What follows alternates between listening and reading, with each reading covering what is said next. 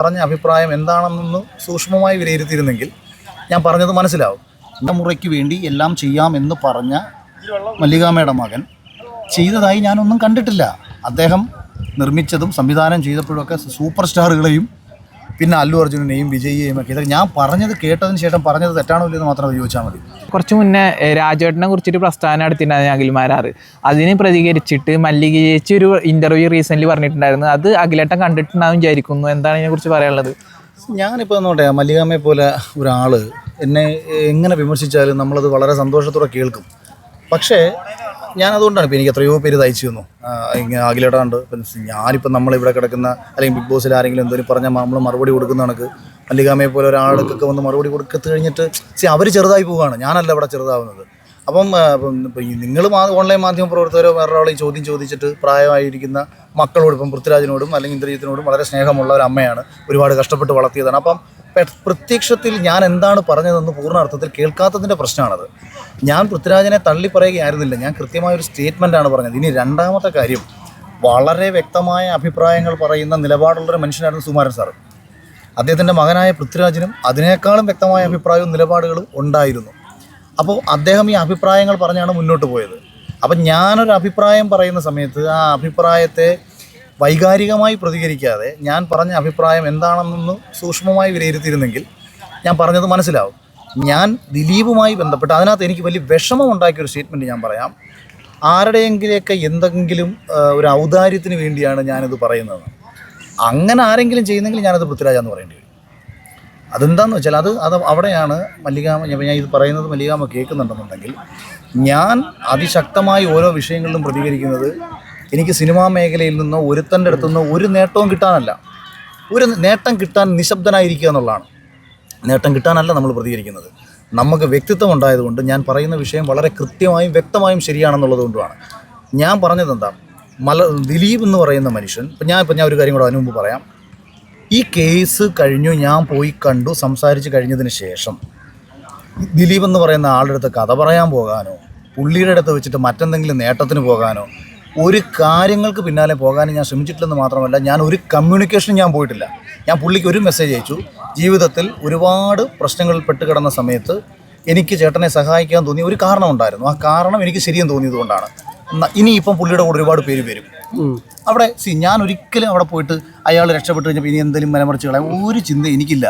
10 പൈസയുടെ പ്രയോജനം ഒരുത്തൻ്റെ അടുത്തൊന്നും ആഗ്രഹിച്ചിട്ടല്ല പറഞ്ഞത്. എൻ്റെ ബോധ്യമായിരുന്നു അത് ദിലീപ് എന്നല്ല ആരായാലും ഞാൻ പറയും. ഇനി 2, ഞാൻ അവിടെ പറഞ്ഞൊരു മാറ്ററായിരുന്നു, ദിലീപ് ഏട്ടനെ ആക്ഷേപിക്കുന്ന സമയത്ത് മലയാള സിനിമയിൽ നിരവധി ആൾക്കാരുടെ അവസരങ്ങൾ ഇല്ലാതാക്കിയ ഒരാളാണെന്ന് പറഞ്ഞാൽ ആ സ്റ്റേറ്റ്മെൻറ്റ് തെറ്റാണ്.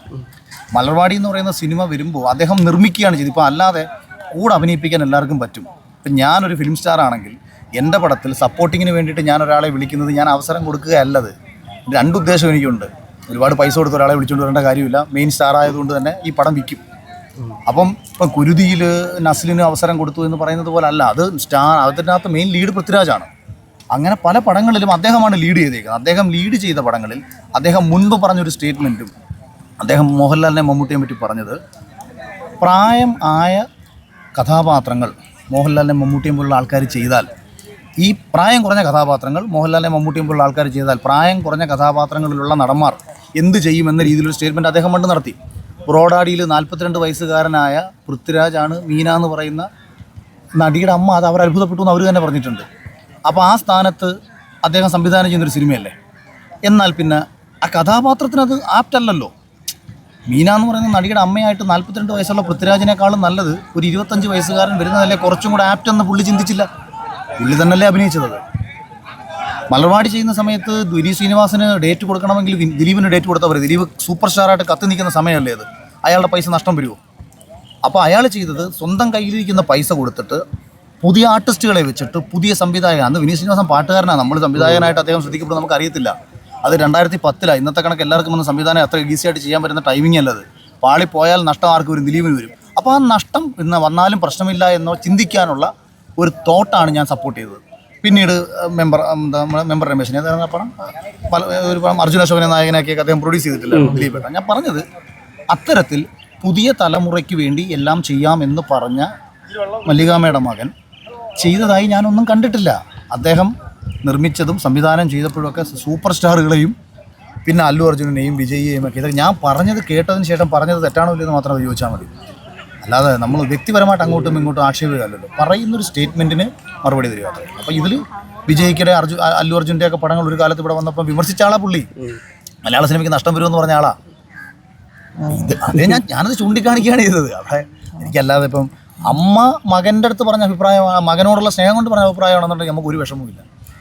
മറിച്ച് മലയാള സിനിമയിൽ എന്തും വെട്ടിത്തുറന്ന് പറയുന്ന ഒരു നടിക്ക് മലയാള സിനിമയിൽ ഒന്നും ആകാതെ എവിടെയോ ഒരു മൂലയ്ക്ക് കിടക്കുന്ന അഖിൽമാരാർ പറഞ്ഞൊരു അഭിപ്രായത്തോട് വൈകാരികമായ വിദ്വേഷം വരുത്തണമെങ്കിൽ ഞാൻ പറഞ്ഞ സ്റ്റേറ്റ്മെൻറ്റിന് വേണം മറുപടി പറയാൻ. ഞാനും പറഞ്ഞ ഒരു പരിപാടിക്ക് ഒരുമിച്ച് പങ്കെടുത്തിട്ടുണ്ട്. അല്ലാതെ എനിക്കിപ്പം നമ്മളിപ്പം നമ്മളാ അഭിപ്രായം അവിടെ പറഞ്ഞത് കഴിഞ്ഞു. നാളെ ഇപ്പം ഞാനിത് പറഞ്ഞിപ്പം നാളെ ഇനിയിപ്പം പൃഥ്വിരാജ് പ്രൊഡക്ഷൻസിൽ ഒരു പുതിയ 4 പേരെ വെച്ചിട്ടൊരു സിനിമ വന്നാൽ അവർക്ക് പ്രയോജനപ്പെടത്തില്ലേ? ഈ പുതിയതെന്ന് പറയുമ്പം ഇപ്പം സ്റ്റാർ വാല്യുള്ള നസ്ലിനാണ് വരുന്നത്, അല്ലെങ്കിൽ ഇപ്പം ശ്രദ്ധിക്കപ്പെട്ടു വരുന്ന സന്ദീപോ അങ്ങനെയുള്ള ആൾക്കാർ അവരൊക്കെ പുതിയ തലമുറയുടെ ആരാധകരും സ്റ്റാറുകളുമായി മാറിക്കഴിഞ്ഞു. നിന്നെ നായകനാക്കി ഒരു പടം എടുക്കും നിങ്ങൾക്ക് കഴിവുണ്ടെങ്കിൽ. വേറെ കാര്യം ചോദിച്ചാൽ അത് ഒരൊറ്റ അതും കൂടി അവസാനിപ്പിക്കുക. അതായത് ഈ ദിലീപേട്ടൻ്റെ വിഷയത്തിൽ നടക്കുമ്പോൾ അതിജീവിതയെ സപ്പോർട്ട് ചെയ്തിട്ട് ഒരുപാട് പേര് വന്നിട്ടുണ്ടായിരുന്നു. ഇപ്പോൾ ബബ്ബയെ സപ്പോർട്ട് ചെയ്തിട്ട് അതേപോലെ കുറേ ആൾക്കാർ വന്നു. പക്ഷെ അതിജീവിതയുടെ ഫിലിം റീസെൻ്റ്ലി റിലീസായി. പക്ഷെ അന്ന് ചെയ്ത സപ്പോർട്ടൊന്നും ഇന്ന് ഈ സിനിമ റിലീസായതിൻ്റെ ശേഷം പ്രത്യക്ഷത്തിൽ കാണുന്നില്ല. പ്രത്യക്ഷത്തിൽ ആരും സ്റ്റോറി ഇടുന്നില്ല. ആകെ 2-3 ആളുകൾ വന്ന് സപ്പോർട്ട് ചെയ്യുന്നല്ല. അന്നത്തെ ആ സപ്പോർട്ട് ഇപ്പോൾ കാണുന്നില്ല. എന്താണ് ഈ ശ്രദ്ധിച്ചിട്ടുണ്ടാവും ഞാൻ വിചാരിക്കുന്നു. കേരളത്തിലെ നീതിക്ക് വേണ്ടിയിട്ട് ഒരു ദിവസത്തെ ശമ്പളം 236 രൂപയിൽ നിന്നൊന്ന് വർദ്ധിപ്പിച്ച് തരണമെന്ന് പറഞ്ഞിട്ട് തലമുടി വരെ മുട്ടയടിച്ചിട്ട് കുറേ സ്ത്രീകൾ, തൊഴിലുറപ്പിലെയും ആശാ വർക്കർമാരുമായിട്ടൊക്കെയുള്ള സ്ത്രീകൾ തിരുവനന്തപുരത്ത് വലിയ സമരം നടത്തി. നിങ്ങൾ അവിടെ എവിടെയെങ്കിലും ഈ ടീമുകളെ കണ്ടിട്ടുണ്ടോ? കേരളത്തിലെ ഏതെങ്കിലും സ്ത്രീക്ക് നീതി ലഭിക്കാൻ വേണ്ടി എവിടെയെങ്കിലും ഒരിടത്ത് സംസാരിച്ച് നിങ്ങൾ കണ്ടിട്ടുണ്ടോ? മലയാളത്തിൽ അതിജീവിതയുടെ സിനിമ ഇപ്പോൾ ഇറങ്ങിയത് പോട്ടെ, ഇതിനു മുമ്പ് ഇറങ്ങിയിട്ടുണ്ടല്ലോ. ഷാജി കൈലാസാർ സംവിധാനം ചെയ്ത് ഒരു സിനിമ ഇറങ്ങിയല്ലോ. എന്തായിരുന്നു അതിൻ്റെ അവസ്ഥ? ഏതെങ്കിലും ഒരു സിനിമ ഇവരാരെങ്കിലും വിജയിപ്പിക്കാൻ വേണ്ടിയിട്ട് ഇറങ്ങി തിരിച്ചിട്ടുണ്ടോ? കാരണം അതിജീവിത രക്ഷപ്പെടുന്നത് ഇവർക്ക് ഇഷ്ടമല്ല. അതിജീവിതയ്ക്ക് നീതി കിട്ടുന്നതും ഇവരുടെ ലക്ഷ്യമല്ല. ഇവരുടെ ലക്ഷ്യം ഇവർക്ക് വിരോധമുള്ള ഒരാളെ പൊതുസമൂഹത്തിൽ ഏത് രീതിയിലും മോശക്കാരനാക്കി ചിത്രീകരിക്കുക എന്നത് മാത്രമാണ് ലക്ഷ്യം.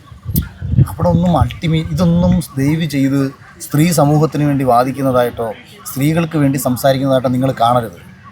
വെറും ഷോ ഓഫിനപ്പുറം, സ്വന്തം കാര്യത്തിനപ്പുറം, സ്വന്തം താല്പര്യങ്ങൾക്കപ്പുറം ഒന്നും ഇതിനൊന്നും ഇല്ല. അതുകൊണ്ട് തന്നെ നമ്മൾ ഇവരുടെയൊക്കെ അഭിപ്രായങ്ങൾക്ക് ഇപ്പം ഞാൻ പോകുന്ന വഴിക്ക് ഒരു പട്ടി നിന്ന് കുരച്ചാൽ ആ കുരയ്ക്കുന്ന പട്ടിക്കെങ്കിലും റെസ്പെക്റ്റ് നമ്മൾ കൊടുക്കും.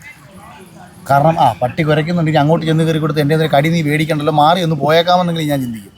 അത്രയും പോലും ഞാൻ ഇവരുടെ ഒന്നും അഭിപ്രായങ്ങൾക്ക് പൊതുവെ ഞാൻ വില കൊടുക്കാറില്ല. വില നമ്മൾ 100% കൊടുക്കാം, 100% കൊടുക്കാം. പ്രവൃത്തിയും വാക്കും ഒന്നായിരിക്കണം. പിന്നെ സിനിമ വിജയിക്കുന്നത് അതിജീവിത ആയതുകൊണ്ടും പീഡിപ്പിച്ച ആളുടെ ആയതുകൊണ്ടൊന്നുമല്ല. നല്ല കഥയും നല്ല പ്രോഡക്റ്റുമായിട്ട് ഏത് സിനിമ വന്നാലും, രാമലീല വിജയിച്ച സമയത്തല്ലേ ദിലീപ് ജയിലിൽ കിടക്കുന്നത്. അപ്പം നല്ല സിനിമ വന്നാൽ വിജയിക്കും, മോശം സിനിമ വന്നാൽ പരാജയപ്പെടും. ദിലീപിനെ കോടതി വെറുതെ വിട്ടെന്ന് കരുതി ഭഗവ തിയേറ്റർ സൂപ്പർ ഹിറ്റ് അടിച്ചോ? ഇല്ലല്ലോ. ഭഗവയ്ക്ക് സ്റ്റാർട്ടിങ് സമയത്ത് ഇനിഷ്യൽ ഒരു പുള്ള് കിട്ടി. ആ പടത്തിന് പിന്നീട് അതിന് ശേഷം പരാജയം സംഭവിച്ചതായിട്ട് തന്നെയാണ് വിലയിരുത്തുന്നത്. മോഹൻലാലും കൂടെ ഉണ്ടായിട്ട് അത് നമ്മൾ സിനിമയുടെ ജയപരാജയങ്ങൾ അതിനെക്കുറിച്ച് കൂട്ടിക്കെട്ടണ്ട. പിന്നെ ഇതെല്ലാം ഞാനൊരു സ്ഥലത്തും അതിജീവിതയും തള്ളിപ്പറഞ്ഞിട്ടില്ല, ഒരു സ്ത്രീകളെയും തള്ളിപ്പറഞ്ഞിട്ടില്ല. അൾട്ടിമേറ്റ്ലി യാഥാർത്ഥ്യം പറഞ്ഞു. Okay, thank you.